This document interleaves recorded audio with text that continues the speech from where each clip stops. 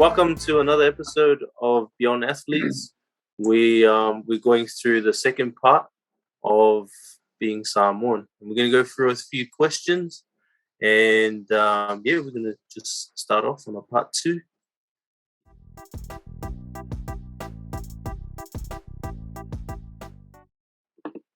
Stephen can start this one off. No bueno. Yeah. No good. Nah. Probably in public. If they were to,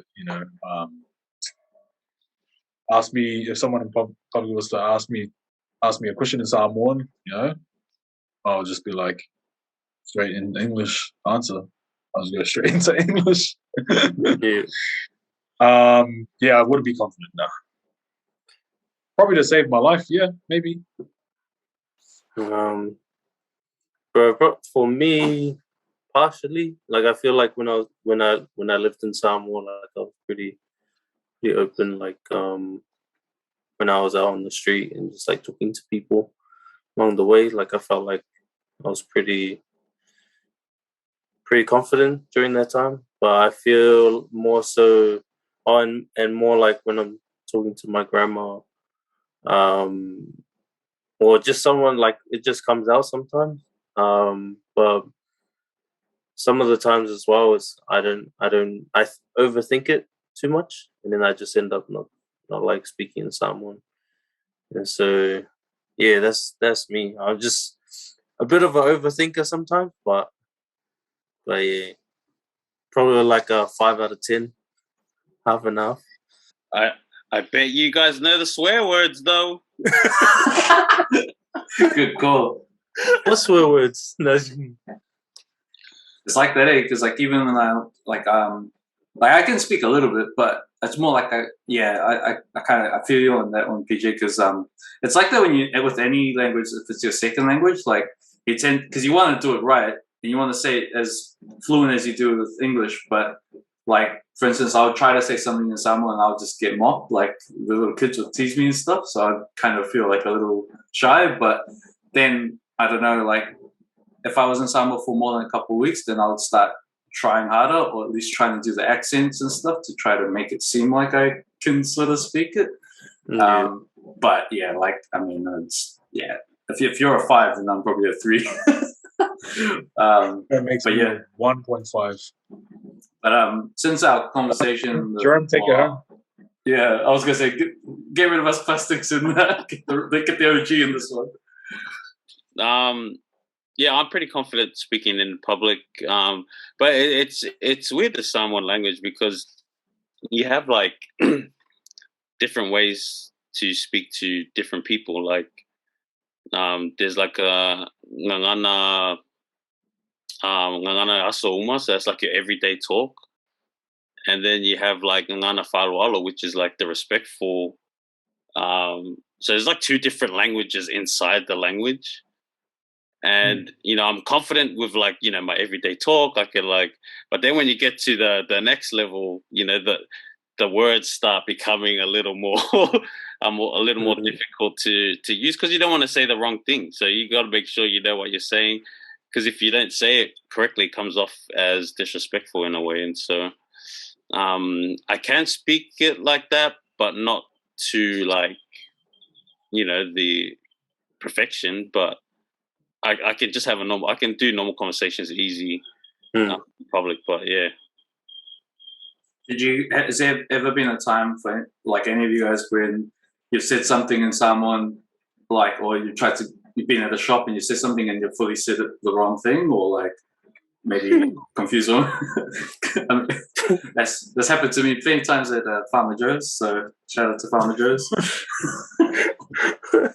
Yeah, I definitely get what Jerome's saying, like with the different languages, because like we had to do like Folosua for uni, like when I went to school at NUS. So like we had to do that for our Samoa class. Shout out to NUS. Told me, pretty much showed me how much I didn't know. And but like there was an experience that I had where like I thought the girl at the counter of the shop was like Filipino or something, and I was like, oh, can we have some cocoa? Cocoa? I was like, bro, I never ever said cocoa, but like I was Like that. asking for cocoa, and it's just like, man, yeah. One of my mate next to me, or like I was in Sydney at the time, and like my mate next to me was just like, what are you doing? Like, why did you say it like that? Weird. I feel But like yeah.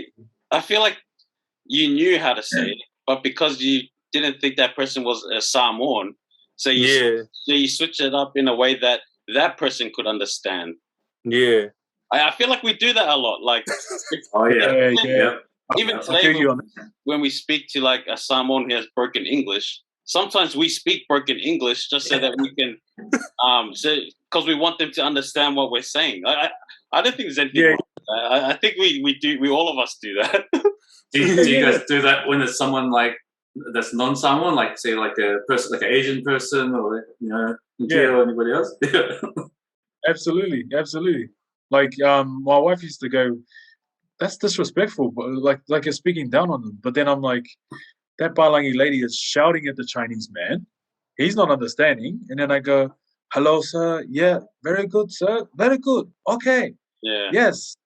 Come now. Like, just like, it's not patronizing. It's just like, he understands. Even my Korean friend, they're like, what accent I speak? And I was like, we all speak an accent, sorry, but but I'm going to speak to you in a way that the message gets across easier, and it doesn't seem doesn't seem demeaning to them. But yeah, I think I don't know. When you said that, I was like, do us all Islanders do that with other foreigners too? I think it's just Like our culture to be accommodating to people, right? Like we want people to feel comfortable, and we want to be on the same level as them, and out of respect, right? It's funny. My dad, right? Like obviously he's Indian, but when we used to go to Samoa, they always make fun of him because he's just like 6 foot Indian guy, so he's already taller than the usual kids. And he used to do some weird things there when we go to Samoa. He tried to speak the language. We're from Satapuala, or Satapuala says, "Oh, that's where the koalas come from." And like, like you say, the lane stuff like that. And it got to a point where when we had our shop, he would try to speak Samoan to our Samoan customers, and they'll come buy, like taro or anything like that, and say, "Hey, malo, hey, umakupe," and I'll be like, "You're saying no money, you idiot. You're supposed to say musk." Like they just get things wrong, but they would laugh, like they would actually like it because it's like, oh, at least you tried. At least you tried. Yeah, the attempt matters. I wish I had this confidence in me. So that.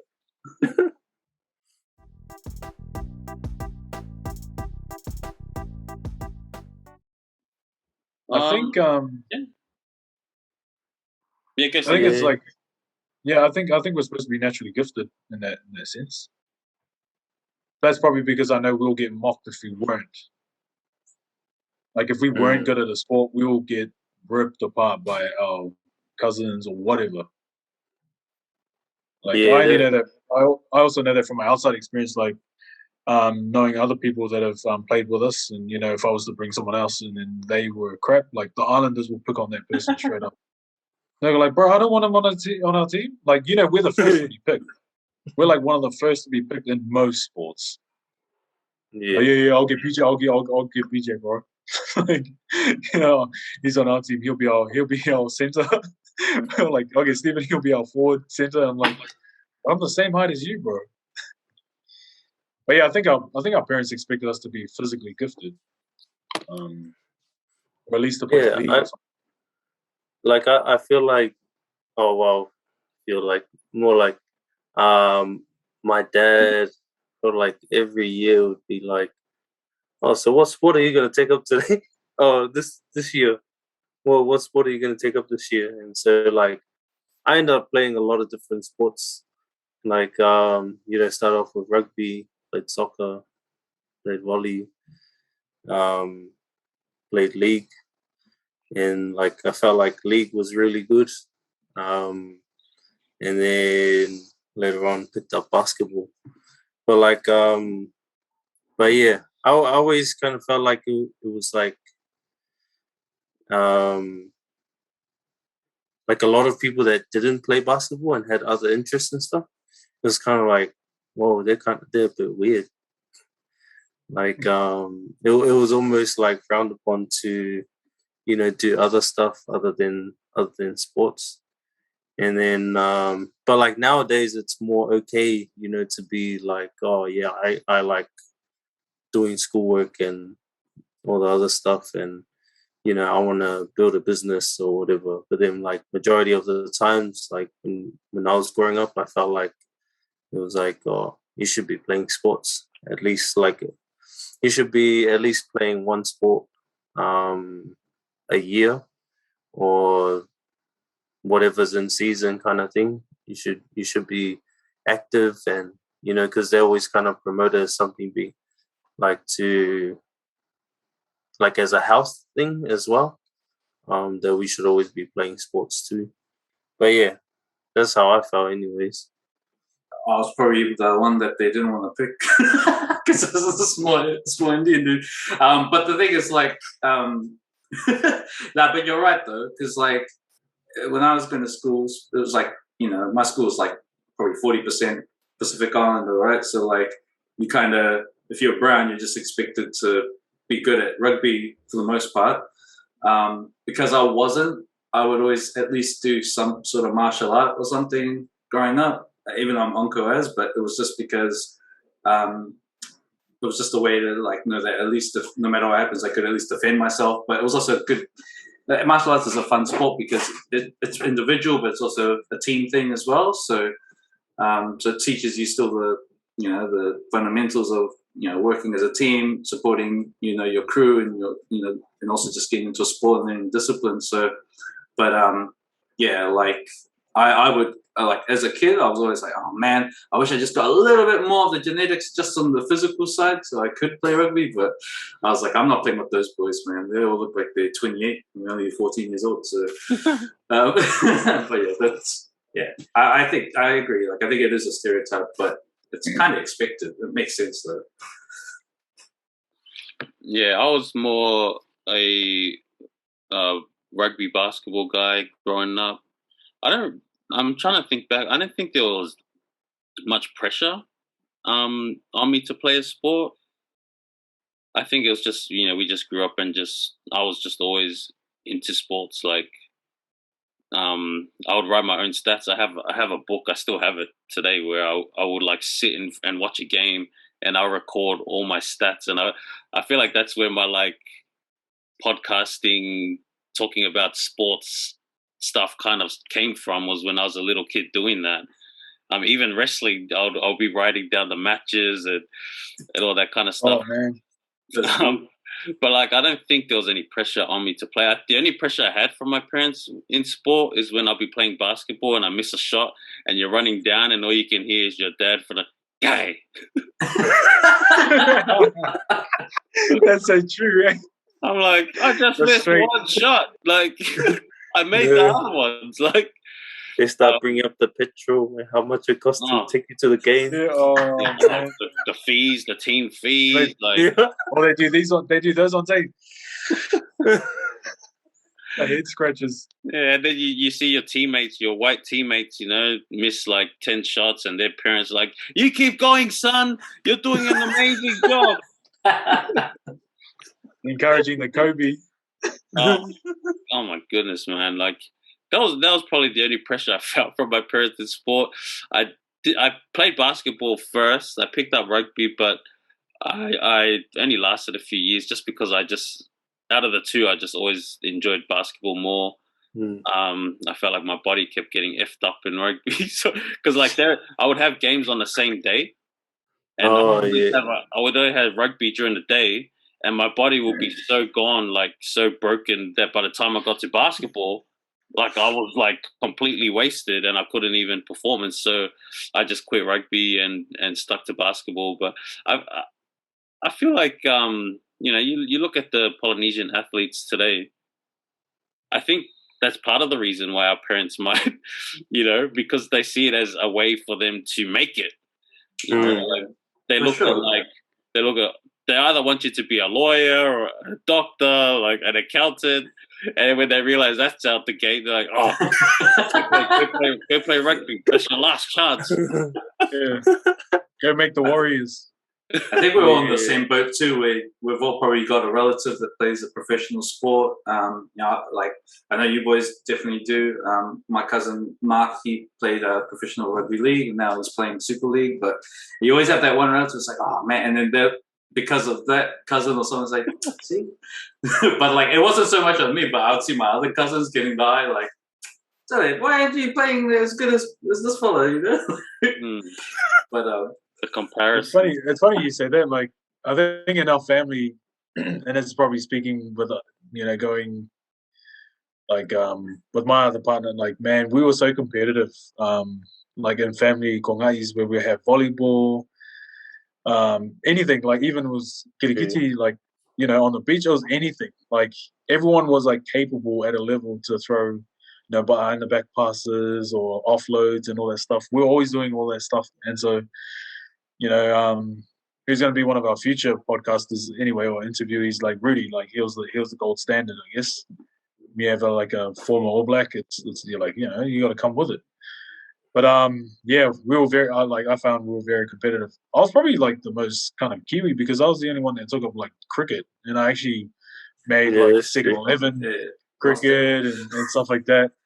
And shout out to one of my in-law cousins. He actually plays domestic cricket, and he's played for New Zealand Black Caps as well. And he commented on like one of my forms. I was like, "Oh yeah, man, you know my shot." And I was like, "Yeah, buddy." But yeah, I was so Kiwi in that aspect that I'll pick up cricket, and that was something that me and my brother played quite a lot. Shout out to my big bro. But yeah, that's such a Kiwi sport, backyard cricket. But yeah, with the bins. Yeah, with the bins, the rubbish bins. Yeah. Hard out, man. No keeper, just straight. Yeah. So not everyone, I guess, felt pressured, but I guess some people were expected, and even now sometimes you'll probably walk around and meet people from other cultures and stuff, and they'll probably like, "Oh, do you play rugby?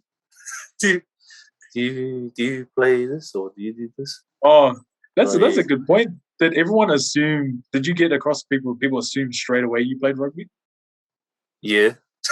It was like an automatic game. Like a lot of South Africans actually like that I've run into. They're like, "Oh, you must play rugby," or like when I was in Samoa, "Oh, you must play rugby." But yeah.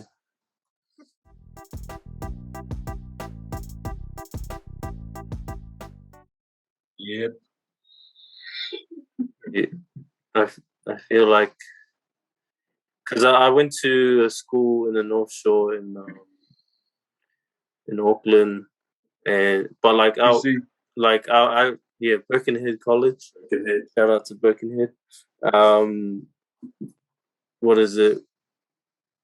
There was quite a bit of scabbing. I felt like when I moved over to James Cook, on the south side, it was like the roles got reversed. Opposite. Or like I was the one that was getting scabbed off, or like it was just like almost part of the culture, like where everyone, 6 guys, one cookie time. I hate that. And it was just like, bro, everyone would be like, "Oh, can I have some?" And then boom, boom, boom, it's all gone. No lips, G. Right, yeah. And then when I went to school in Samoa, it was at a different level. So it wasn't like scabbing food all the time. It was more so, "Oh, yes, go kala." Yeah. No kala? No. Kala? Yeah. We just ask around or see if anyone's got $1 or something. But yeah, they're like different in different areas, but like the same concept of trying to get something for free. Scabbing was still apparent, eh? Yeah. Shout out to my my singer friends and my close mates, Balangis. I had one part. Well, he's one of my closest friends, Balangi mate. He used to come with like an American like paper bag roll up full of stuff, and I was just go shot G. We were like, SCAB that. I was like, me and my crunched up 2-minute noodles, chicken 2-minute noodles or beef 2-minute noodles, and I'll just, bro, what you got? And he'll come with something fancy, and it was like, man, if you want something, I'm like, yeah, I'll take some. But I wasn't too mad, like too shame to like just go, oh yeah, cool, it's all good. I'll just like take it happily, man. Yeah, I think in some way my friends expected it. In a non-racial way, they were just like, "Oh yeah, nah, Stephen, all good, thanks, man." all good. I don't want to get fussy for this. I was the one getting scabbed off because I always had plenty of food, because I don't know, like us Indians always have too much food. You got curry left over from the next day, or whatever. Or my dad would always just be like, "Look, just take a few coins because I just don't want you getting stuck." But those coins would go. I'd have to hide it, or I'd just have to tell my friends that nothing. But I mean, because I went to Papatoe High, so there was like, there was a lot of scabby, but I didn't mind hooking up my mates anyway. I didn't care. I was just like, yeah, all good. Just because sometimes I would get 2 cookie times just so that I could give one to them and keep one for myself. It's like, yeah, take it, find it for yourselves. And then I was like, eat my own one. But it's all love, man. Like, it's especially like the cool thing about South Auckland is there's so many, and I think it's in general in New Zealand, there's always like the cheap, like after school we'd always go to like the rugby fields or whatever, hang out, and we'd go to like our favorite Chinese place, get $2 chips, a few 99-cent drinks from Food Town, and that would feed. Is that the Star one? Yeah, or that, or the Jolly drink, or the you know exactly how to drink that APJ. And the dollar chips, man, there used to be. Right, those chips bags used to be massive, and it's to feed like 4 or 5 of us each time. So I think it was just like a dollar lolly bags too. Yeah, well, that junk dollar lolly bags so cheap. Junior, what was it like in Aussie though? Like, did you guys do any of that sort of stuff? Was it similar? Yeah. To be honest, I was actually a bit of a bully, in high school. I would be scabbing money off these guys and going to buy lunch. And it's funny because I look back at it now. Obviously, I wish I hadn't done that, but I think I'm more appreciative of like stuff now because I used to be like that. Like these kids knew, like as soon as like recess or lunch hit, they knew as soon as they seen us, they were already like, pulling out their money and stuff like that. And I wish I could find those dudes if I remembered them, and I'd like give them like $50 or something and be like, "Hey man, I was such an idiot back then. Like I've changed." But it's like our parents didn't have money to give for lunch, and so. If I wasn't getting it from them, I was gonna go get it from somebody else. Yeah, I wanted to eat them chicken burgers and potato cakes and all that stuff that I see other people. The lunch orders. Yeah, I wanted to have all of that. Oh, the lunch orders. Hey, did everybody have a lunch order runner in their class? I think yeah, there'd be that. Like, one kid in the class will take all the orders and then run it straight to the admin. And then, yeah. I never did that. Yeah, we never got that. Yeah, my mom was a bit of the secret, like, here's $1. When they would have like sausage sizzle days or whatever, we'd be like, here's $1. But, I'd love to know, like, see what Samoan kids are like these days. Like, I was watching Uskang's videos of me. Like, I just love his sense of humor. But I was thinking, like, yeah, shout out to Uskang. I was just like, because Eshe bar, you gotta you hook me up for $2. But I was just like, man, kids are so different now. Like, I can't even. Yeah, it'll be a different time because like I don't know, man. Some of the guys were pretty scary in my school, and they wouldn't try to bully me because I was an Islanders, and they'd be like, "Oh, so gee, what's up?" But like it was like, but if it was my non-Samoan friends, they'd get hassled. It's like until we reached a certain age where my Palangi friends had to start fighting other Palangis to prove themselves, and then they're like, "Oh, he's one of the tough ones. Leave him alone. He's so good." was like, but yeah, good times. Did anybody have like a specific allowance, weekly allowance Oh, None. in high school? no. Mine was Apple. $2.50, bro. I had an apple. $2.50. Oh yeah, apple a day, man. Man, Mine was $2.50, and then it got bumped to $5 Oh, me. a week. That's right. But you could buy a $5 lot with $5 back then. Yeah, back then. Huh? You could probably buy a lot with $5 back then, or not? Yeah, Yeah. now you could. At Now least now you can only buy a drink. Yeah. Oh, dude. Powerade. Bro, you just buy one pie and then your money's all gone. Man. Back in those days, you could get 3 Georgie pies for $5, mate. Yeah.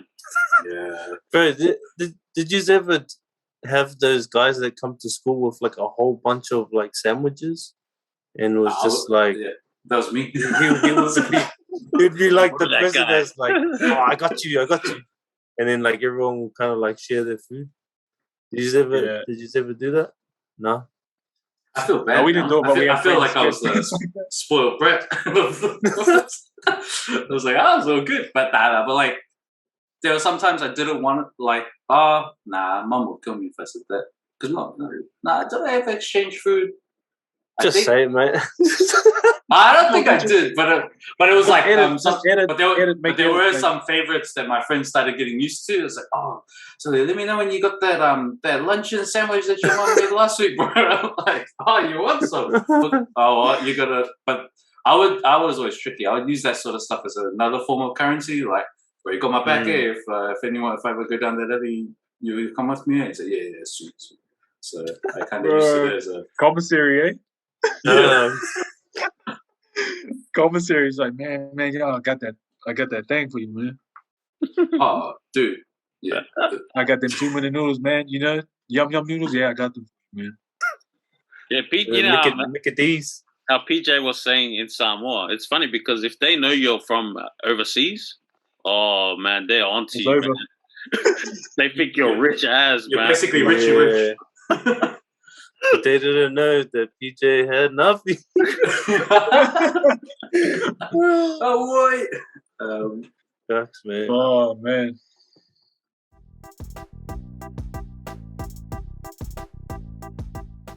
Yep. I didn't. Yep. I No, I had didn't. Oh, Dunlops. the Dunlops. The tennis guy. Oh yeah.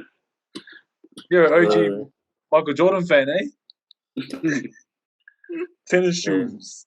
Yeah, I was bare feet. I stubbed my toes like so much. Going to school, walk home bare feet. Like, mom would always be like, "Where are your shoes?" And like, home was like, I don't know, like for like half an hour, 45 minutes away from school. Far out. But like, we would just walk to school and back home. Yeah, and but like even if it was like rainy and stuff, but it was cool because like, you know, the water was nice and stuff in the drains and whatever. we're like walking, making it sound like Slumdog Millionaire, like just I was gonna say walking in the water and stuff. But like it was fun, man. Like I didn't really like think any different of it. Like it was just. Was this in Samoa or New Zealand or?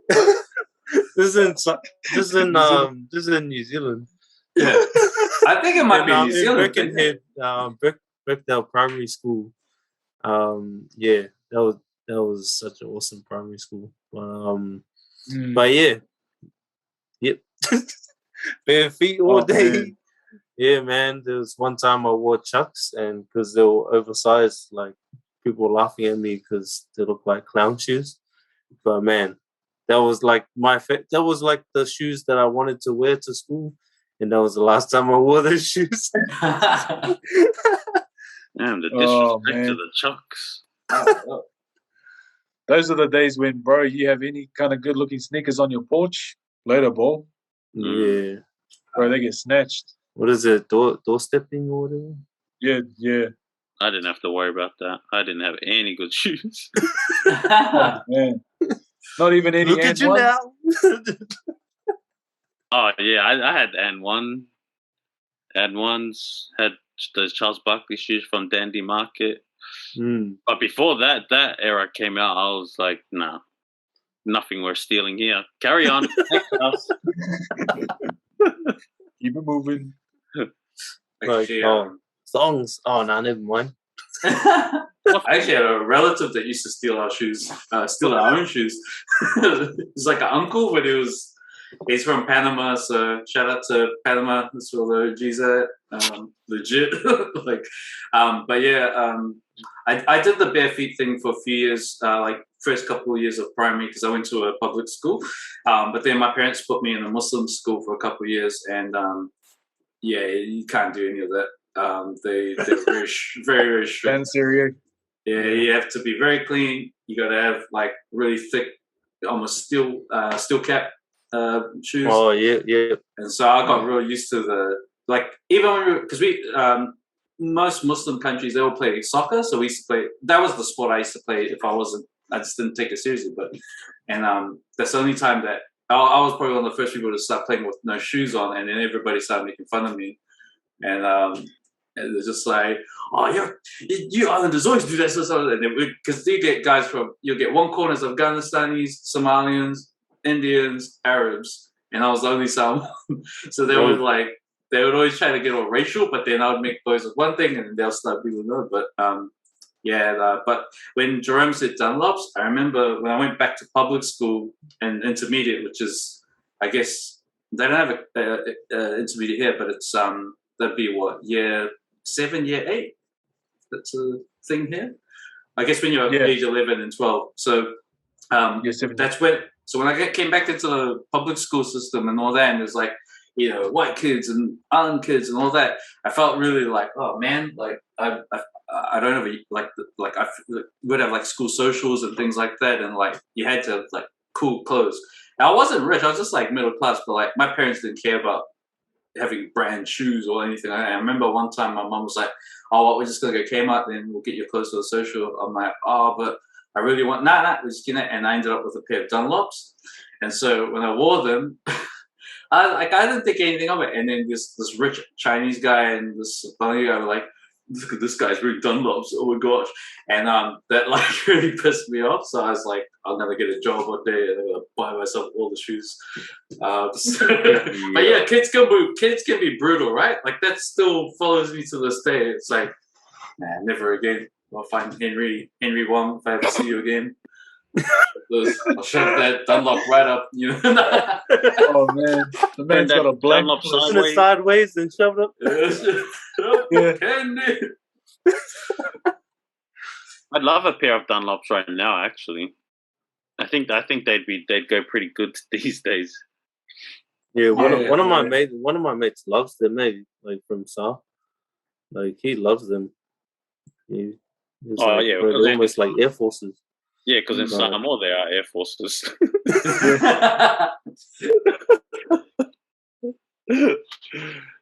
Oh, what about you, Stephen? Bare feet. Oh, bare feet. Yeah. But it's not like it's a slight to my parents. It's just like we had shoes, but sometimes it was just cool to just walk to school in bare feet. Yeah, I think that was the case, man. But we do have like I like, it's funny because we do have one cousin that rocks like bare feet like all the time. Shout out to my cousin Hugo, man. He was like the barefoot king, bro. His feet would be his hands, man, and he would just like wrap around anything with that. And it's just like, oh yeah, man. they're pretty scary. They're pretty scary, but man, yeah. Like we had the choice to wear shoes, but it's just like, yeah, just rocking bare feet sometimes is just easier. You guys didn't have like a school uniform in primary? No. Did you have to wear shoes? Primary? No. No. It wasn't mandatory, the school uniform. Oh, gee. Yeah, but like the Balangi kids wore the uniform sometimes, and most of us just were like, nah. And then it came to a point where no one really wore it. Like I only saw some like that actually rock up. I think they only rock it at the school when we'll take photos or class photos for the year. I think that's the only time they rocked it. Shucks. In Z, it must be a Z thing, eh? it's an Indian thing because the Palani kids used to love going barefoot. Like it was like, yeah, I did it when I was like age 5 and 6, and then I got pulled out of that school. But I used to do it all the time. Then I tried to do that, but my sister was like, "Nah, you're not doing it yet." But yeah, it doesn't sound like it caught on to the Australian side. No, I've never like heard of anyone going to any school with no shoes. You probably get mocked as hell over here. you get sent home. Even when I went to school in Samoa, if you didn't have your jandals, you'd be sent home. Yeah, true. Yeah, full zeros.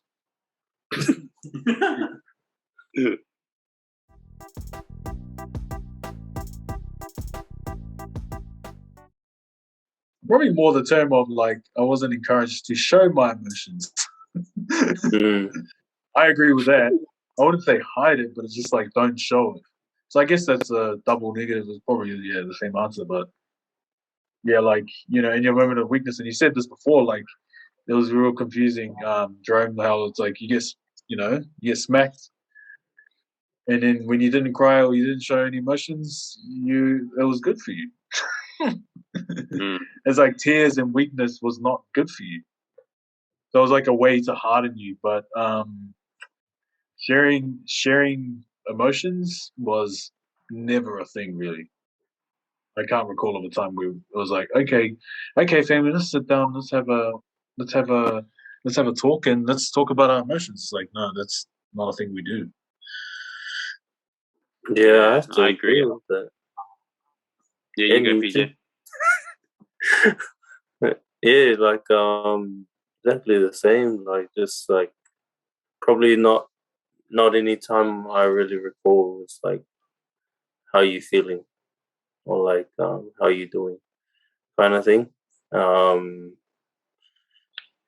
was talking to my sister the other day and was talking about how like how separated I was from my family. Not just like physically but like emotionally as well. And I was telling her about a time where I got jumped on my way home. And I got home and I said nothing to anyone, but I just been like, this dude just hooked me, like, came off the bus, wanted my bag, I didn't give it up, and so him and this other guy, they hooked me, and then I fell to the ground, and then I got up, and I was like, oh, so angry, but like these guys were like, oh, maybe we'll get it because maybe he's got a big family, so they were worried that they might get some repercussions of some kind. And so like they kept it, and then like there was a lady that came and asked me if I'm okay and stuff, and I was just like so angry, and I just walked home, and then that was the end of that day. Like didn't really there wasn't any like how was your day, or what, like how you doing today kind of thing. So yeah, I think it's funny that the question comes up, and I just talked about this the other day. But yeah, there's definitely could have done with a bit of like talking about feelings kind of thing. Like when I look at my daughter now, like my daughter's 2, and she's just like the other day she even mentioned that she was really disappointed, like that it was raining, and I was like, hey, I was like, what? Me and my wife would just like look at each other and like, what?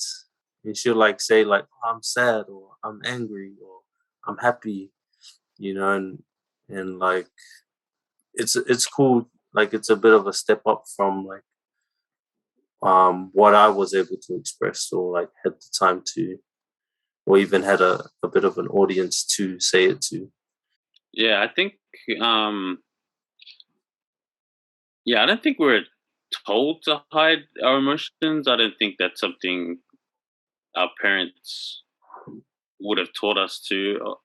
I think if it did come out that way, it would have been unintentional. Like I feel like the environment in my family home that was created, we just didn't want to open up. Like, but I don't think that was what our parents meant for it to be. It just so happened like that's just you know, we just got beat up. Like that's what our parents knew. That's how they were brought up, and I feel like that just translated over to us. And you know, I've never like felt comfortable telling my mom and dad I love them. I used to get jealous of like hearing other people profess their love for their mom and dad publicly, and you know, if I'm with my Palangi mates and I hear them show that emotion where they would tell their mom they loved them, I'll see you in a couple of days, whatever. I never felt comfortable saying that to my parents. I never felt comfortable saying it to my siblings. And I feel like my parents, I think they would have loved to have heard that growing up, but I don't think they realized that the environment was pretty toxic that that was created from time to time. Not all the time, because there were like so many happy moments, and there would just be situations where the family home was just a toxic place to be, and you didn't feel safe to express yourself. And when you do express yourself, you sometimes get in trouble for speaking your mind, because you might be opening up about something you're not happy about, like, Mom, Dad, I don't like that you do this. And, you know, then that sometimes doesn't end up going well, because sometimes our parents just always want to be right. But you get older, and I look at my parents now, and I kind of like, I don't blame them for the way things were back then. And, you know, I made efforts to change it now, where I am telling my mom and dad that I love them. And even now, like, it feels so awkward. It feels so awkward, but I just push myself to do it. Like, you know, because we've never been an emotion, like a family that shares emotion. I think a lot of Polynesians are like this. I go through it, and then I realize other people going through it, and other people, I'm just like, damn, we're all going through this. Like, so I think it's, yeah, for me, I just don't think it's something that I was taught. I think the best thing for me to do is just shut your mouth. But now I'm righting all the wrong. Now I'm righting all the wrong. So it's all good. That's cool, man. That you encourage it, because you know, it's sort of like PJ saying, you sort of stepping it up, and then it'll just evolve from there within your family culture. Because it's funny. So my Samoan side are very expressive, a bit too much sometimes, and I don't know why. Maybe it's because they're so mixed. Because, you know, we've got Irish blood, Danish blood, Chinese blood, all this other stuff. So we're a real fruit salad of a family. But I think it came down to because of the way my grandparents are. It's like, you know, they were pretty heavy drinkers. My grandpa particularly, he was a big drinker. Funny enough, it was his 80th birthday over the weekend, and we all did a family chat, and just seeing everybody's emotions coming up, and I was like, oh my gosh, here we go. Like, we even, to the point, we'd have like family meetings, because there was so much drama in our family, you know, like people talking crap behind each other's back, and I have to have a proper like family meeting, and I would only understand parts of it because it was all in Samoan, but by the end of it, everyone's crying, everyone's, you know, like, all you hear is, oh, like just Wailing. over the top. My mom was definitely one of the worst. Me and my sister used to get so embarrassed, because you would hear her start, because my mom's the youngest, so she's the baby of the family technically, you know. And so me and my sister were like, oh, here it goes, Mom. And Mom would, and I don't know what she'd be saying, but if it was in English, she'd be like, I came to this meeting to talk to all of it, and then she'd just start crying. It's just like real extreme. And then, like, you know, and I just used to think, it's like, are all Samoan families like this? And then I realized they weren't, because then I'd go and hang out with my more like extended relatives, and they were totally the opposite. It was like, you wouldn't see any of that. Like my mom was always like telling me she loved me and all that sort of stuff.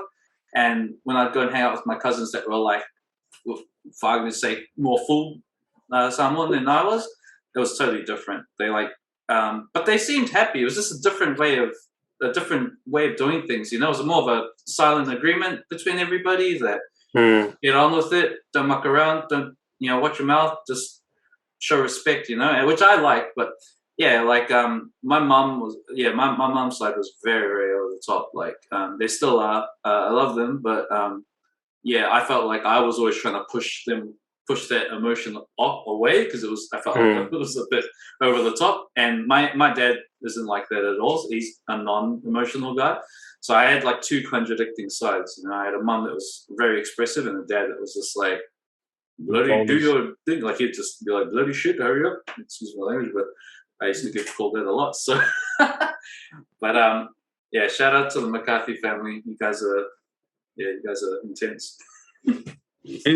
So, like, not that it was said that like we should suppress our feelings, but do you feel like, looking back now, that your parents may have been doing that, or like suppressing their feelings, or like trying to hide maybe pain they were going through, and then I think so.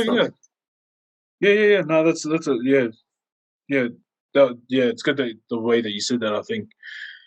I think from their generation, I guess it's just dependent on like their entitlements too, because some of them, when you have like, you know, as Jerome is going to be like, when you have a certain expectation bestowed upon you, you know, when you have a title or things like that, you know, you should be a role model. You should be, you know, the ideal role model for the family, and you make those decisions. So you should be able to be a tough communicator, a good communicator, yeah. But I think there's other families that don't have the expectation like that, and this is just talking about, you know, yes, my story and some of my families. Yeah, I see that as a sad truth that Samoans, in my experience, can't express negative emotions healthily in this generation.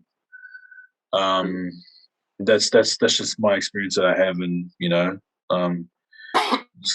going through it. But yeah, like we just don't have that moment. Like I think they just never. I think it was just either frowned upon from their generation, or it just wasn't seen as good. Or like you said, you know, speaking up about things was like speaking against. Like you could never talk. You could never talk up to anyone unless they actually, you know, unless you know, my, just saying an example, like if my dad's dad was able to ask the question, "Are you okay, son?" I don't think they ever asked that question. It was a matter of survival for them. They just had to keep moving, right? So I guess he didn't learn anything like that from his dad.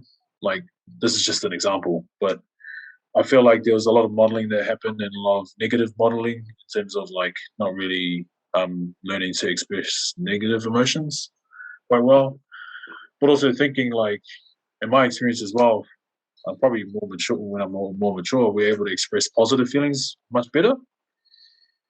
That's just great. Like, I'm sure all of you can say around that, you know, it's not like weird to say, you know, I love you too, son.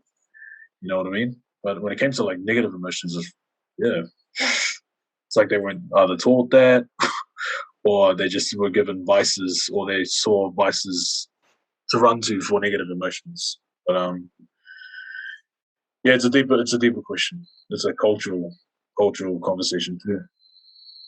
Yeah, I think that's pretty good question you bring up too, because I feel like we've seen our parents a lot of times hold in some pain and some stuff, but they don't want to look weak to us. And sometimes holding in your pain, sometimes in a weird way, kind of shows how strong you are, because in a way it's like, well, I can handle my own stuff, and people look at that like, oh, I can see that person is struggling, but that person doesn't seem to need anybody to help them. Like that person can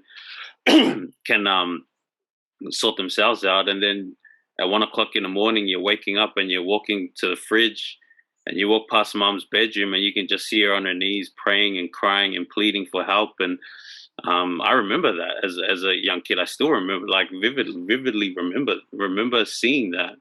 And I'm just like, damn, like this whole day I didn't think she was like going through anything. She looked fine. She looked happy. But she waited till everybody was asleep to really express her pain and frustration. And she did it with God. Like, she didn't do it with anybody else. She did it in her own time and in her own way. And I feel like we've been programmed to do it that way, to not tell anybody, to keep it in. And, you know, now it's like because mental health is such a big thing now. I think mental health has always been a thing, but we never labeled it as such back in the day, so we never knew what it was. It was just like you're going through stuff. I don't know what the hell it's called, but now it's like it was called being soft. yeah, exactly. That's what it was called, being soft. And now we're seeing that you can't do this by yourself. Like you really can't. Like it's funny that you bring that up because being Islanders, we're so codependent. Like we're such a collectivist group, but when it comes to tough moments like that, we're not collectivists. We like revert to individualistic mind. It's like, oh, we can go to anything. Like like. Sorry, I'm out of this or I'm out of that, or you want to come help me, solo this or do the plantations. It's all good. It's all collective. Yeah. Those things or those matters was like, interesting. no, I'm just gonna have some valimas and then maybe that might lubricate me. But yeah, that's a good point. I know some people in New Zealand still doing that. It's just yeah.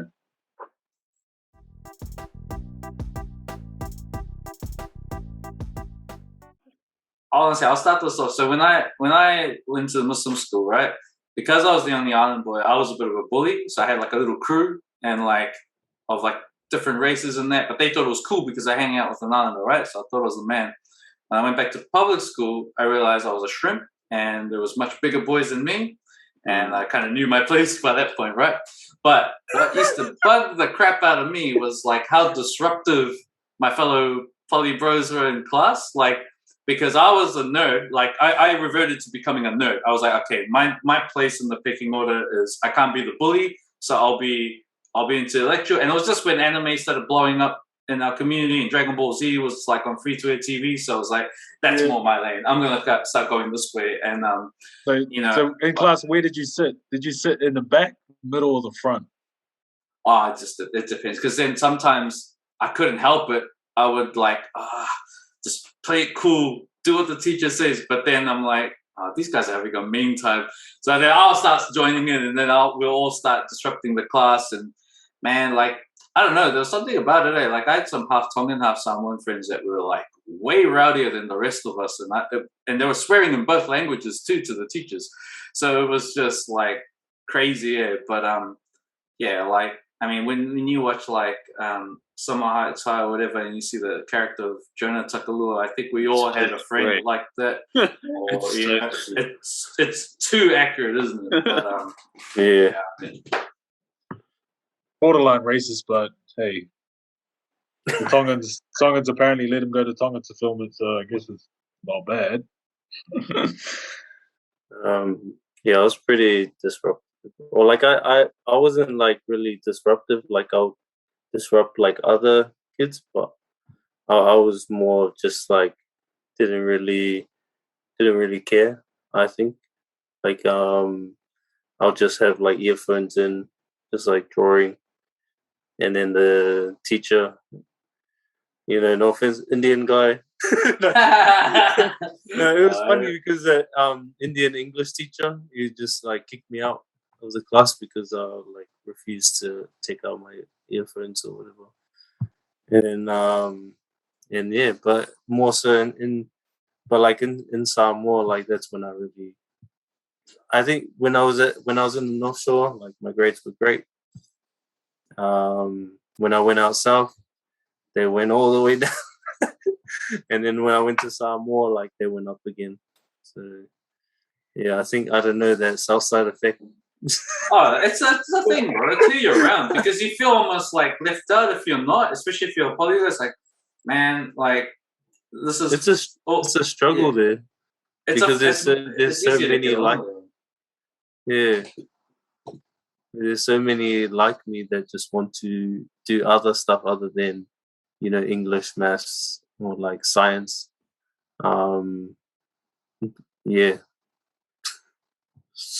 Kids don't know nowadays. Their curriculum is so much more vast now. I think we can only learn 3 other languages other than 3 other languages other than English, but they can learn multiple stuff now. It's crazy. Yeah. How are you? Yeah. I was pretty disruptive. I hated school. Went to like 5 different schools. I didn't even finish school. But going to school was like my claim to fame. Like, I felt like I was the man. And so, when you're young and you're getting that type of attention, you're pretty popular in school. Like, you love that, and then you just seek for that every day because you want to be seen. And tip for all you young kids in high school right now or going to high school right now, when you get to the real world doesn't give a damn about who you were in high school. And so, like, I was living high school, like living like, man, I'm the man. Like, people were calling me the Rock. I was like the only Polynesian out there, and I was like, just do the eyebrow. And calling me the Rock. One of the hottest girls in school just started paying attention to me, and like my confidence was just like going up. I remember her name. Her name was Kylie, and Kylie Crew. Her birthday was April 16th, 4 days after mine. I'm gonna tag her in this. Like, when the teacher would walk out of class, like to go do something, she would come and sit on my lap, and I was just like, wow, I've never experienced this before. Wow. This is crazy. This is crazy. I've never had any female in my life. Like, this is like my first introduction to these kinds of things. She invited me to the first party that I snuck out of my home for, got a hiding for it. Like, I was so disruptive. I was so disruptive in school. I was getting suspended. I got expelled from one school. And like, kind of like, you kind of act up a little bit because of like for example, the last topic we were on, we couldn't express ourselves at home, so I was out here expressing myself at school. it, eh? And I was like basking in this glory of like, damn, I'm the man. I was bullying people for money at lunch, and like people knew. And it's fun. It's funny, these questions, because it really takes me back to these moments that I've just forgotten about. And I'm trying to like put myself back in that moment. It's so funny. But yeah, all in all, I was very disruptive at every single school I went to. And I hated school, and I still wonder I still feel sorry for my parents for wasting all that money on me. But I feel like I came out all right. I feel like how I'm supposed to be, I came out, but I didn't even need school for this. But yeah, you gotta ask whoever's watching this. Ask those guys, man, what's your BSBN account number? I'll send you your $50. I know. So I remember some of the names. I actually looked them up on Facebook because I had, the old school photos, and it's got all the names underneath the thing. I actually looked them up. I can't find, none of them are on social media. It's crazy. They blocked you, bro. They blocked you, man. As soon as they got Facebook, I'm blocking you, man. Probably. I wouldn't be surprised. Yeah. What about you, Stephen? How are you in school? Yeah, I was pretty much an all-rounder at school, like when we talk about like disruptive, we knew, everybody knows this from Ross School. Like, we had this crew which is called the DK crew. Shout out to the dumb crew, and they were like the enemies of the truancy officers, and they will just like disrupt anything, any teacher. Like, I remember they had this moment because you always pick like your subjects, right? And I always pick like, you had the 4 core hard subjects, and then the other 2 were like geography and like tourism. So I choose that, and then we'll kick back at those classes with the Islanders, with the Island boys. And man, if a teacher said, "Hey, Sione, can you please keep it down?" He goes, "Shut up, sir, I'll knock you out." And then the teacher would just go, "Quiet, man." And I was like, "Oh, bro." So the dumb crew were that bad. Like, they will actually beat up like the truancy officers. Oh, shit. These were grown men. And then they'll walk around the halls and they'll do they'll hit on the walls and be like, or they'll actually make us look and go, "Why aren't you in school?" Or they'll just drop their, "Hey, why aren't you in school?" And we'll look around and go, "Oh, got you. I was like, oh man. So they were like the Fobalicious, They were like the Fobalicious at school. They're really disruptive. But anyway, I'll say that to say this, like, some of us got inspiration from that and hanging out with them, being cool with them. My favorite disruptive moments, and my best friends know this, like we started the it doesn't matter challenge in class. So we're like, oh, excuse me, sir. This is at tourism. Excuse me, sir. What page did you ask for us to turn to, sir? And he's like, the page is, it doesn't matter. And he's like, all right, Steven, I'm going to tell you. We do this like once a month, like with him, like, oh. And yeah, one of my other funny friends, this is Balangi, he's probably just learning from the clownness that I did. He would actually like pick up another Balangi kid's book, and then he'll write in a comment that a teacher would write. And then he wrote in like, please come see me at the front of the class. So then the kid reads it, goes up to the teacher and he goes, sir, you wanted to see me? I look at my mate and I'm like, and then straight away he turns out, Mark, come here. I'm like, oh, bro.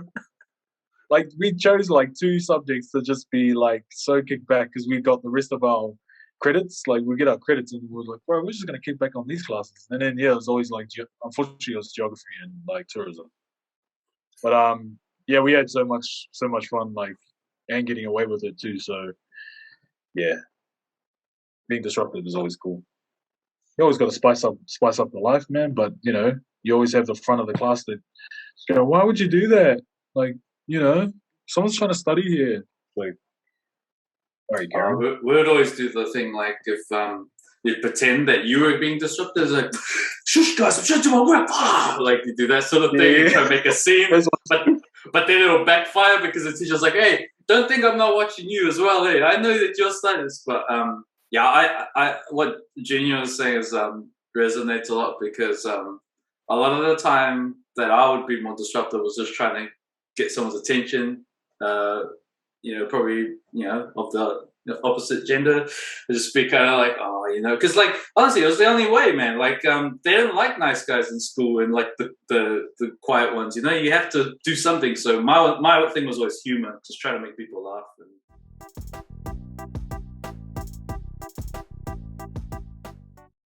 I think that was expectation. Nope. I think it was an expectation. Like, can we all fight?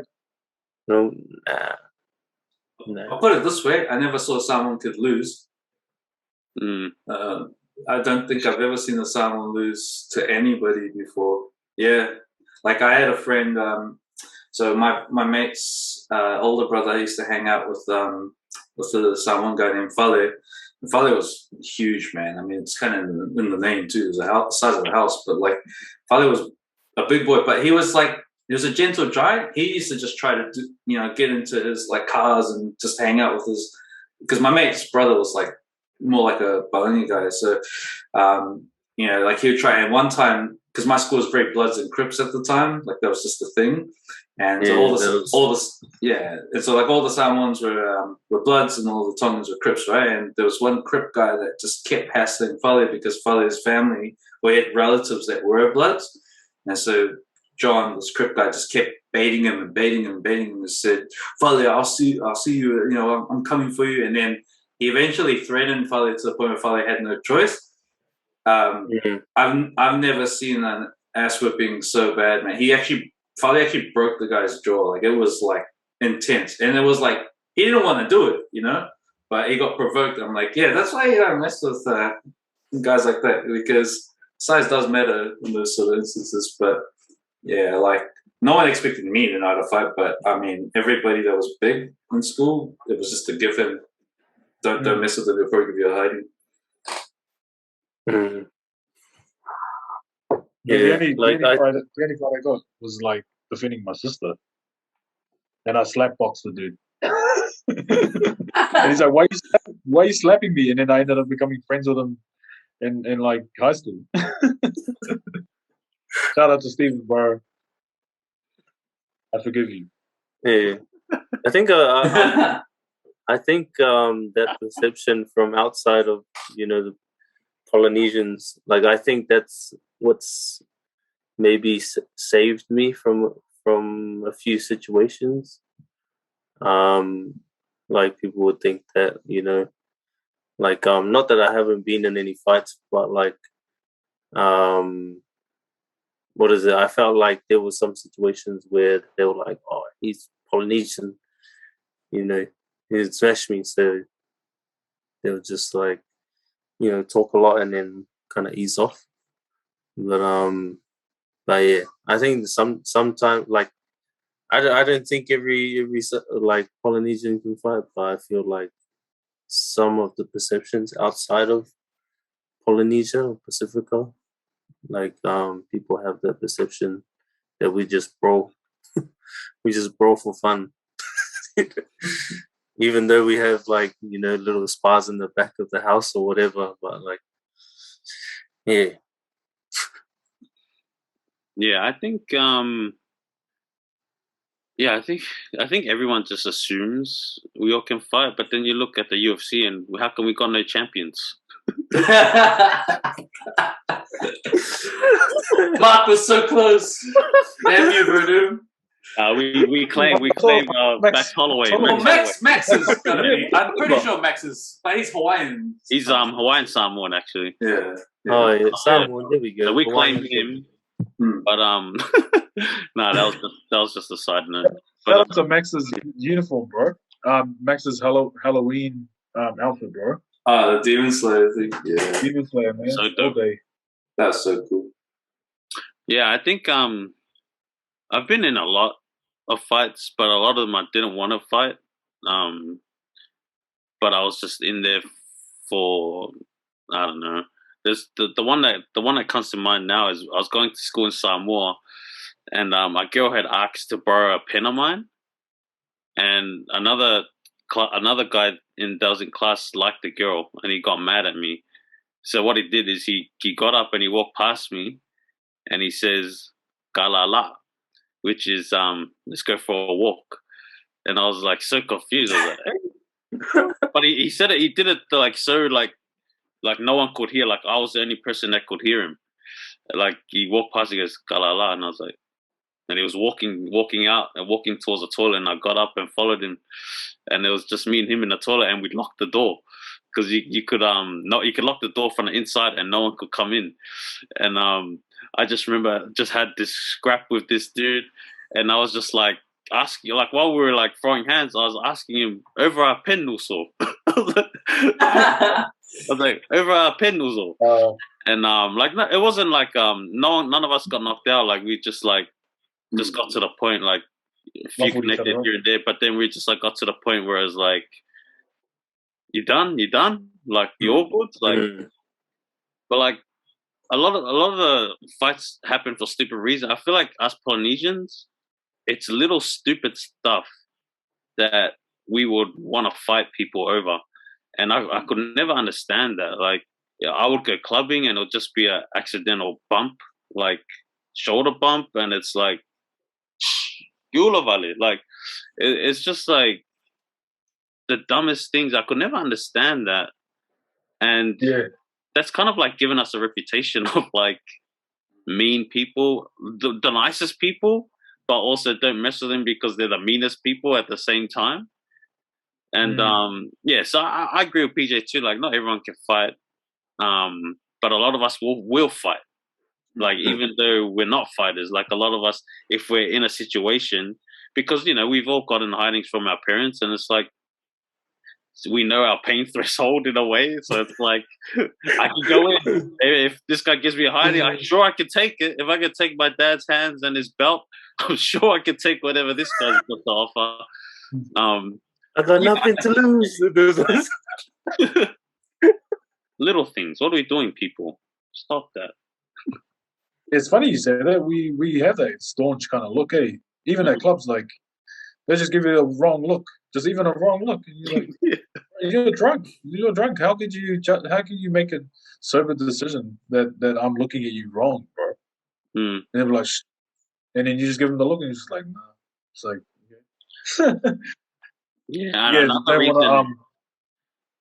like what's the term? Bro, you're eyeing me out, G. And I go, why would I eye you out? That's a thing. I don't know if anybody knows that being in Pacific outside Pacific, but PIs we know that, like eyeing you out, like that was stepping someone out. Like, bro, I was gonna say, like, also for like the bigger you are, the more trouble comes your way. I think we have a resting staunch face. I think you're right. We're more prone to it. Oh gosh, and we fight each other a lot. Yeah, that's something that needs to get out of here. Is the fighting each other and stuff. I think the good thing is that we're very tribal when it comes to fighting, though. Like, you're picking on me, bro. I got my sister, my other, they're all roller. You have the whole, everybody roller.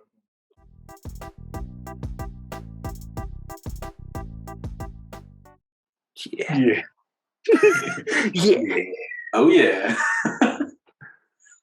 Yeah. Who knows the superstitions? One of the main ones I feel like a lot of people know of is the mirrors. To cover your mirrors at night and stuff like that. Yeah. Well, I can't even remember the reason. Vacuuming at nighttime? Vacuuming at nighttime? I've heard that one. Yeah, vacuuming at nighttime. Or, not allowed to comb your hair at night. Comb your hair at nighttime. Not sleeping in the moonlight kind of thing as well. Unless you get a pink eye. Have you guys? I feel just... like some reason Samoa's. It's a very spiritual place to be because I think everybody's. I know for sure I have experienced a few moments where I may have seen or heard things that were from a supernatural realm. Case in point, like so when I was younger, we went to Samoa and I was with my cousins, and my mom's when my mom is in Samoa, she's very traditional because she's from the village. She was born there, whereas all her other siblings were born in New Zealand and came back to Samoa when they were kids. And so mom always used to tell me, if you're gonna go anywhere, like we're all going to Mount Vaya, right? So all of us cousins were like, yeah, let's go to Mount Vaya for the day. And mom was like, make sure you guys don't make too much noise when you go up there. It's sacred land, so don't yell, don't be obscene, you know, just, you know, there's consequences. And all my cousins just sort of like, yeah, nah, it's it'll be all good, who cares? And they were just noisy, man, being rude, you know, they were carving stuff into trees, and I think even to a point, like a lot of people used to carve stuff on Robert Louis Stevenson's like gravesite or whatever, because it's all concreted. But everybody got sick, like really sick the next day. And to the point where like I was hearing things, like hearing like screaming and all that stuff. So I actually went to the village the next day, and my grandma and they went to like a fufu on me and stuff like that.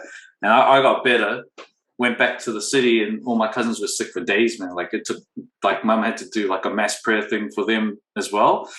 And just heaps of weird things, man. Like when my grandmother passed away, my family had a hotel. We used to own like a hotel in the town, and the power went out the day that she was buried. And we saw one of my cousins standing on the main hallway with her hair like covering her face, just standing there like that. And she was the one who actually turned the power off. And one of my cousins was like slapping us, like, you know, like snap out of it kind of thing. And I can't to this day explain it, bro. I don't know what happened there. So I don't know, man. There's some things in some ways. I don't know. Do you guys believe all that stuff though? I don't know what it was. I honestly feel like I like, because I do believe that there's, you know, the unseen world kind of thing, like with ghosts and whatever you want to call it, spirits. So I definitely believe, you know, that they have some kind of ability to affect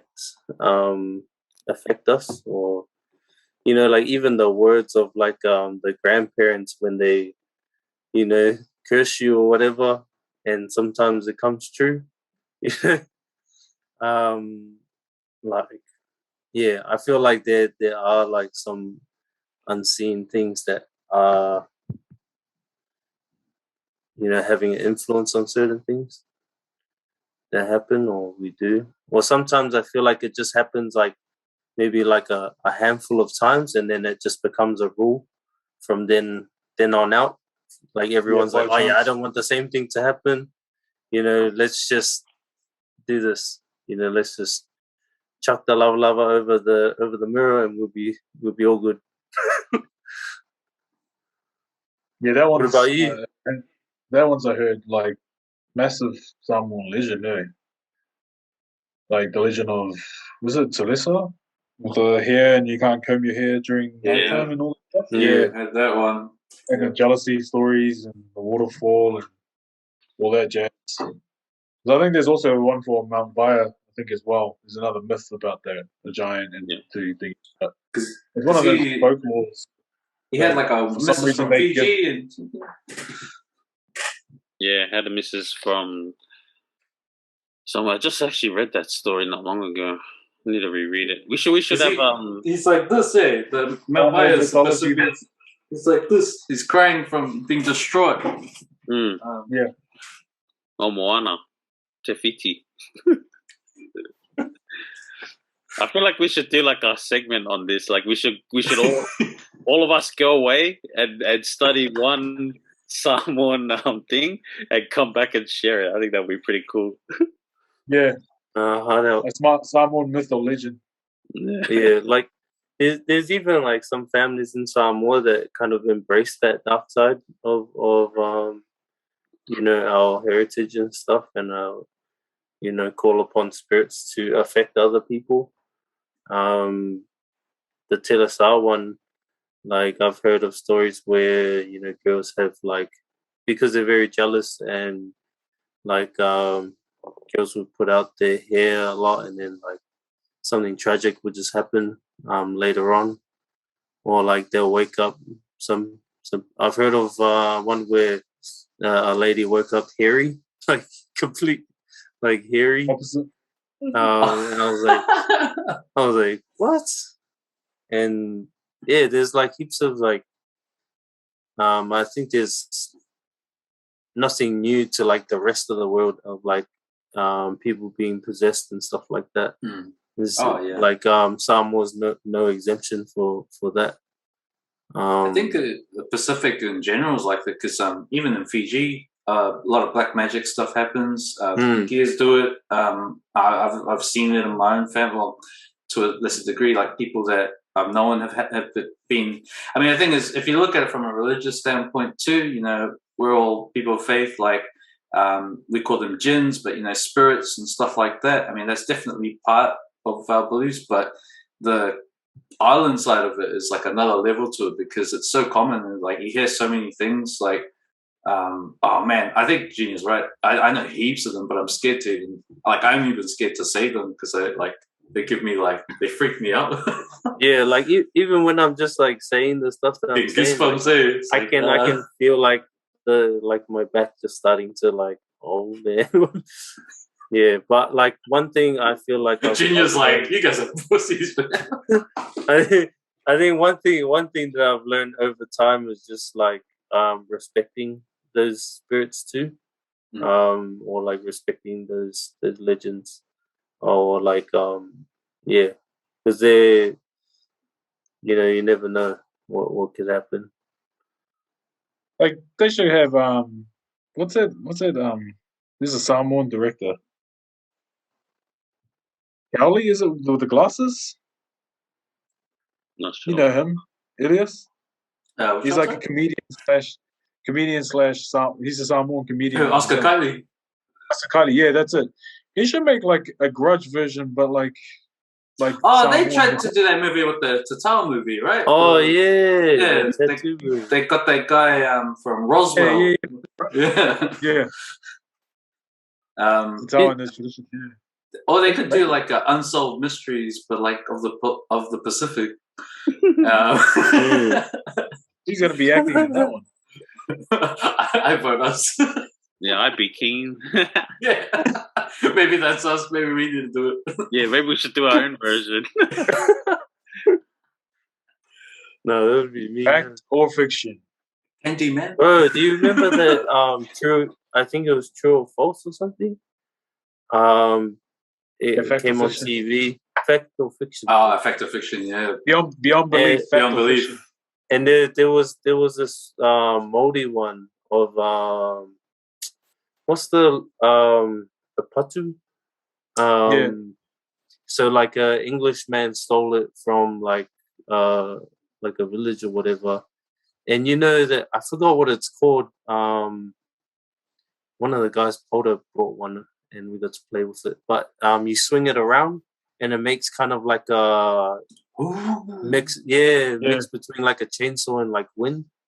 How does it sound? And like Sounds like once. Sounds like the ones were warriors.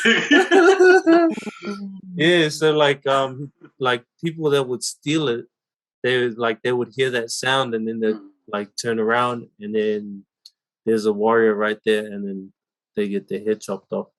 But like we're warriors. And then Jake after that, I thought it wasn't a real one. But then what freaked me out was when they were like, "Oh, it's a true story." I was like, Oh wow, yeah.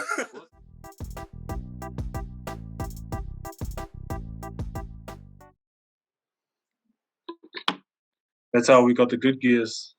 yeah, that's how I got my rugby gears. That's how I got my undies. Was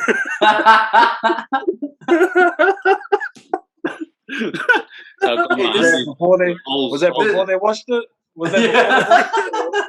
Was that your the boy cousins or the girl? Bonds. It was Bonds. Oh, doesn't matter, eh? The unisex one.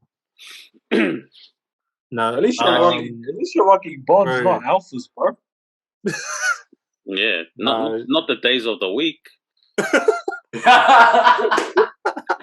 Not it's Tuesday, but wearing Friday. Wearing Fridays is like, man, TGIF? No way, I don't do TGIF. No, yeah, man. Shout out to Rudy for packing those bags of clothes. Shout out to Nick. Yeah, man. He got me like headgears and stuff. Like, I think that year he gave me some powers, and I played Harbour for like under 13s and 14s. Oh, nice. Like, yeah, man. Shout out for the cool gears. I was probably giving the clothes away, to be honest. It sounds bad, but are you still doing it? Nah, like there were only two of us. So mum, I only had one sibling, whereas my mum's sister, whereas my auntie, she had 5, 7 kids in the end. So we were always, but like it was better than or at least we're giving it to family and stuff. But yeah, I can't think of. I think the only time I would like accept that hand-me-downs as if it was something I wanted, like somebody's, can I have that pair of Adidas pants, the track pants, you got the button ones, and like that type of stuff. Oh, I think the buttons all the way down. The button track pants, yeah. So like, but yeah, now like, but I would always feel like, look at my cousins, or it feels like vintage, like something my uncle would wear or something, like a jacket or something that would fit me by then. But yeah, like I would always see my cousins, or like sometimes mum would just give my cousins stuff, and then I'll be like, "Hey, that's mine." And now, being older, I'm like, now it would have smacked me in the head for saying all that sort of stuff, because now I realize like how fortunate I was, like to have things that like I said, I wasn't rich, but my parents always would just. I think there's also pride, because my dad was very old school, like he was just like, I don't want my kids wearing any other bloody kids' clothes, He always felt like it was like a slight on him if I wasn't, but like, yeah, definitely gave a lot of stuff to my cousins. Even my Sega. Not the Sega. Yeah, the Sega was like that was the final straw for me. But the Master System with Alex the Kid already built in. Bro, how frustrating was the water levels, bro? Oh, yeah. And bloody the octopus. That's like the first challenge where you're like, man, I can't deal with this and that. The octopus is like, just like that's like, wait. You're 'Cause trying you to gotta jab get- it all the way down? Because the only other way you could do is if you get that ring, but you've got to like not get hit or die or something, right? And then you can get that special ring where you shoot the. Anyway, It's such a knockoff of Super Mario Brothers. Like, but it was such a good game. I rate Alex the Kid. I thought it was right up there, man. In the gang. If you could, if you, You dude, yeah, yeah. if you could run that game in one life, bro. That's the thing. Those old school games are ruthless, man. You know, continues, or you'd have to earn you have to earn it to get it continued. You have to like go all the way back to the start, like. Bro, hard up. Yeah, I liked Wonder Boy. I think the Wonder Boy was. Yeah, go Steve. No. Wonder Boy was my game, and there was a Michael Jackson game on there too. Moonwalker. Moonwalker, yeah. Rudy was the one with the Sega. That's how I. Yeah, Rudy was the. I seen them. Man, and Rudy's coming up a lot over here. Eh? So like, Rudy's giving you guys everything. Yeah, might even be a guest. Rudy, you better watch this, bro. Rudy, we remember you. Don't worry, we remember. Yeah, it's funny because like the hand-me-downs, I think nowadays is more for like a newborn. If someone's having if someone's having a baby, then you know everyone will just give their old clothes because their kids have outgrown it and pass it along. For us oldies, I think when I started, I was never into like clothes, but like when I took up dance, the way you look became a big thing because, you know, if you're performing or you're battling or you want to, if there's footage, you want to make sure you look good. So a lot of my money would be wasted on buying like clothes and shoes and all that kind of stuff. But like I would never hand them down, but they would always go missing from like the cupboard, and then like, hey, the hell's going on here?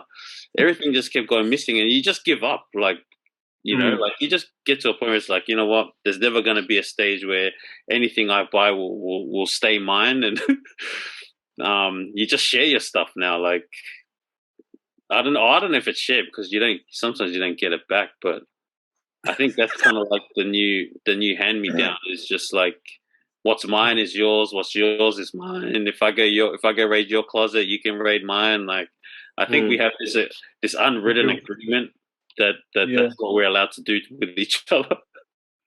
I was about to bring that up too. Like some of my clothes just like just went to my other cousins. Like when I lived in Samoa, my grandma was pretty good at like saving stuff, and she was also really good at grabbing some good stuff, some of your good stuff, and giving it out to other kids, or like some of my other cousins. Like I had this Melbourne Storm like training jersey, and I loved it. Like that was like one of my I was like, yeah, this is mean. And yeah, bro, we're missing. Like had a like Tigers, West Tigers like a singlet that I got from like playing against a team from Brisbane, and like a lot of them were headed that way, and so they got some of their gears already, and so like some of them gave me their gears, and I was like, oh, this is mean. And then next minute it's gone, like all of it gone. But yeah, that's definitely out of my control. But like, you just like, when I look back, I'm just like grateful that, you know, I received, and like without me knowing or without me even trying, like kind of like gave back. Gave back, exactly. Nah, that's the thing, man. It's like, even though I wasn't on giving that, and it's exactly that, because I remember I'd go to Samoa, I'd spend time in the village. Like, I used to get so mad going to the village because I would be like, I would always say to my mom, I was like, but mom, every time we go there, like my stuff's gone. Like you always give people my stuff. But man, like you're so right. Like it's always nice to know that, you know, you did give something to, because those kids, man, that means so much to them. Like, especially when you go to Samoa these days, you give them a T-shirt or anything, bro. Like they'll cherish it, man. When I went for my honeymoon, my wife and I made it a point to like buy a lot of stuff for our village, not because they're asking for it. They didn't even, like, some of them don't even know me because I hadn't seen them for so many years. But, you know, even like giving them a tub of ice cream or a lolly or like pens or just some crayons or something, like, bro, it means so much more to them. And I think I like definitely encourage people, like, if you've got roots in another country and where people are less fortunate, definitely give back, because those people, man, like, it's not only a blessing to you and your family, but it's also like it's just knowing that it might help them one day, like get somewhere or just make someone happy, man. You know, like. Sorry, I got a bit. My emotions started pouring up there, so. I agree with that. Good message. I agree with that. Okay, thanks everyone for joining us on our Beyond Athletes podcast. Make sure to follow our Instagram and also click the follow on or subscribe on YouTube and smash the like button. And yeah, this was supposed to just be part 2, but we've just got so much more to share with you guys, so we're probably going to go into a part 3 with some more heavy hitter questions and touch on some really I wouldn't say controversial, but just things that might